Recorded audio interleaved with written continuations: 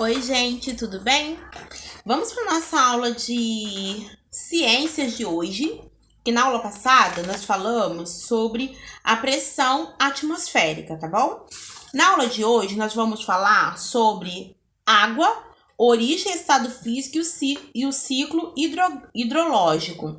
É um assunto bem interessante, a água, porque é um assunto muito importante, porque sem a água não existe vida, né? E é importante a gente saber usar, nós sabemos de onde ela vem e como usar, e a importância da água na nossa vida, porque sem água ninguém sobrevive. Vamos lá.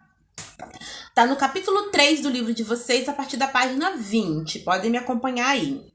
Assim como o ar, a água também é muito importante, pois se trata de uma substância essencial para a nossa sobrevivência. Sabendo disso, economize e não polua esse bem tão precioso. Água, onde podemos encontrá-la? Será que podemos dizer que a água tem uma origem? Seria uma nascente, uma geleira ou simplesmente um lençol subterrâneo? São muitas opções e possibilidades. Veremos este ponto com a maioria de detalhes no final dessa aula, quando estudaremos o ciclo hidrológico.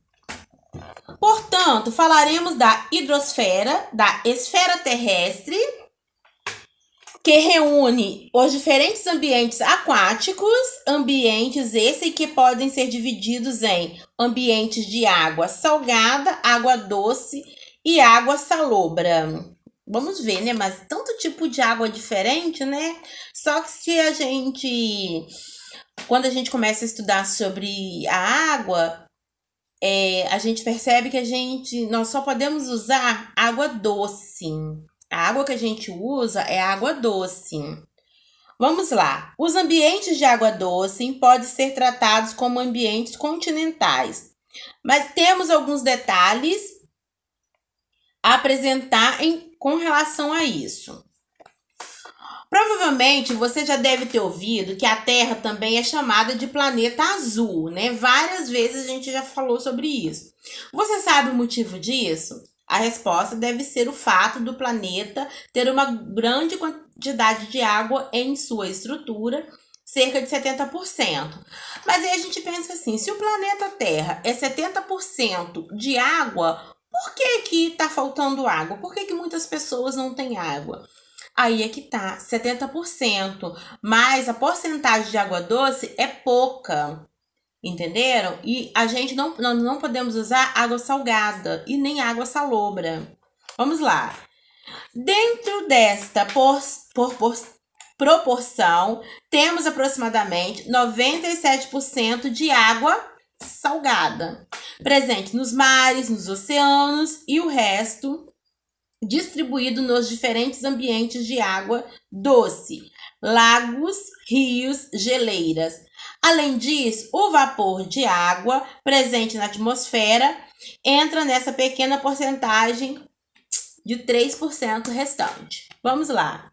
Vocês têm aí no livro de vocês, na página 21, algumas imagens falando de água salgada, lago ambiente de água doce, gelo presente em diversas regiões do planeta. Então, vocês podem ver essa imagem aí no livro de vocês. Os ambientes salobros, do que se tratam? Esses ambientes são regiões onde a água doce se encontra com a água salgada. Quando o rio encontra o mar e no final de seu curso temos a formação de um ambiente salobro. A seguir as imagens de um canal, de um ambiente que liga o rio com os lagos. Tá aí na página de vocês, no livro 22. Mas eu vou ver se eu consigo colocar essa imagem aqui para vocês também ficar toda hora procurando um livro aí. Estados físicos da água. O que é um estado físico da água? Devemos lembrar que a água pode ser encontrada em estado líquido, sólido e gasoso. Essas três possibilidades estão relacionadas à quantidade de calor encontrados no ambiente. Vimos nessa aula que a geleira se encaixa dentro dos ambientes de água doce. O gelo é uma variação de água. Em outras palavras, o gelo é uma água em estado sólido. Vamos lá, a Esfera fez uma pergunta aqui. Além do estado sólido, como podemos encontrar a água na natureza? O estado líquido mais comum em maior quantidade no planeta e estado gasoso. Esse último exemplo, pelo vapor de água presente na atmosfera, nós estudaremos o vapor de água em outra aula, tá? Esses três estados físicos da água apresentam particularidades devido ao comportamento de moléculas que a água possui. Vamos lá, estado líquido da água. As moléculas de água possuem uma pequena distância entre elas. Estado sólido. As moléculas de água estão mais juntas e organizadas, proporcionando uma maior rigidez. Estado gasoso. As moléculas estão muito afastadas uma das outras.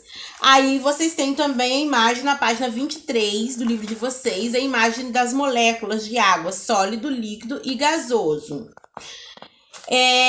O nome tem também aí uma imagem que eu vou tentar colocar aqui. Se eu não conseguir, vocês acompanhem pelo livro aí. Agora, a pergunta que fazemos é: a água pode passar de um estado para o outro? Possivelmente vimos em anos anteriores que a água pode passar de um estado para o outro. É possível devido ao contato com calor. Aí tem a imagem falando aí. O que acontece? Acontece a solidificação, a condensação, a vaporização, a sublimação. Tudo isso para transformar um estado da água.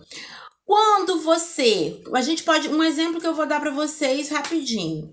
Quando você enche uma forminha de gelo, né, uma garrafa de água, e você coloca dentro do congelador da geladeira, quando você coloca, ela está no estado sólido, no estado líquido, quer dizer, está no estado líquido, né? Quando você tira, ela já teve aquela transformação, então ela está no estado sólido. Ou ao contrário, você tira, né, aquela pedra de gelo, e se você deixa, vamos dizer assim, em cima da pia ou, né, fora da geladeira, ela vai se transformar em estado líquido, né? Então essa é as várias transformações da água no nosso planeta. Os nomes das setas que tá aí nas imagens para vocês se refere a mudanças do estado físico e aos respectivos nomes. Vamos lá. Solidificação e fusão. O que é isso? Se referem às mudanças que envolvem o estado líquido e sólido da água. Com ausência de calor, a maior oferta do rio, a água se solidifica, passando do estado líquido para o sólido, que é o que eu falei para vocês. Você pega uma garrafa, coloca na geladeira líquida e depois ela passa para o estado de gelo, que é sólido. Por outro lado, com a maior quantidade de calor disponível, a água sofre a fusão, ou seja, derrete e retorna ao estado líquido.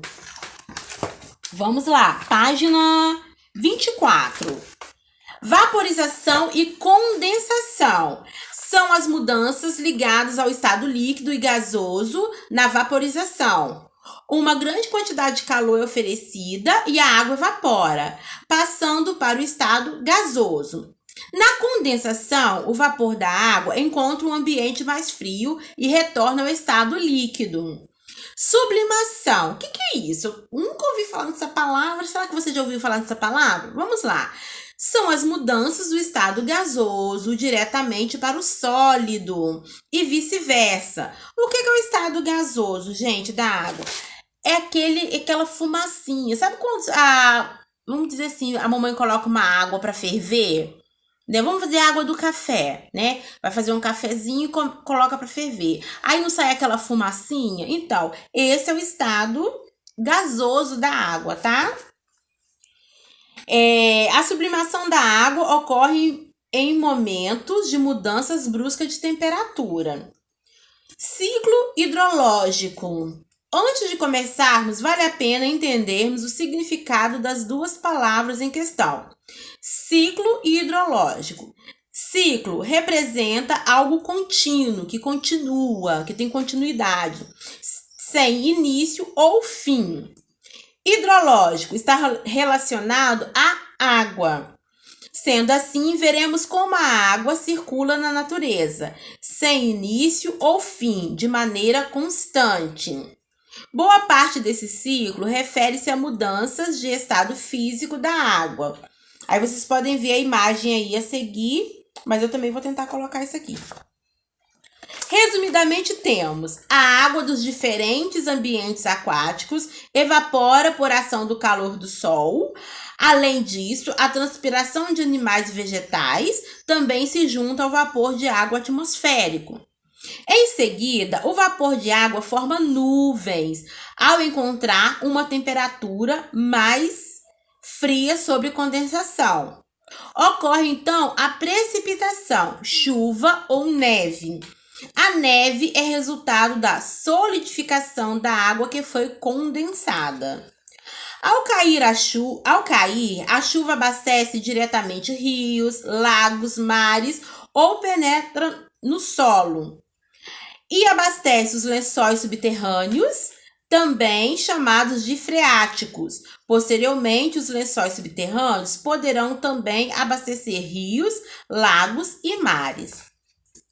Os acontecimentos acima descritos representam o ciclo curto ou pequeno da água. Entretanto, a água também pode penetrar no corpo dos seres vivos antes de retornar ao ambiente.